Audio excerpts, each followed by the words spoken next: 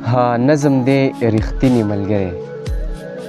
یو چا سره دوستۍ نه مخکې دا کارونه وکړه، په ګپ کې ترې لاليه دا یو څو سوالونه وکړه. یو ځل خو یې د ځان په شان یو څو ورځې نهار کا، د خپلو هغه ټولو مجبورونه یې خبر کا.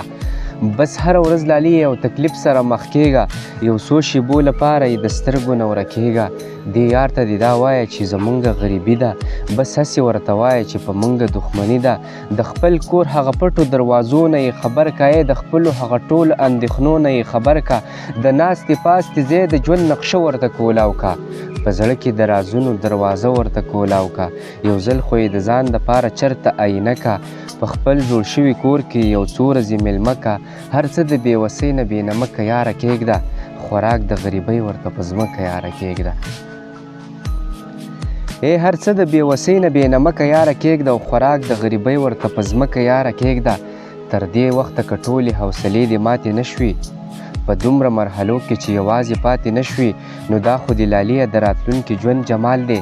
نصیب کې د قسم دی رسېدلی د سرو لال دی. د زړه کور کې که هره یوه کوټه ورکړي نو خیر دی، که بیا ورته د خپل ورور مرتبه ورکړي نو خیر دی.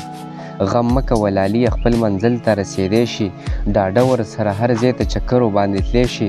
مشکله ده د یانه که تیارو کې لار پیدا شي، په دې دور کې ګرانه ده که داسې یار پیدا شي. په دې دور کې ګرانه ده که داسې یار پیدا شي.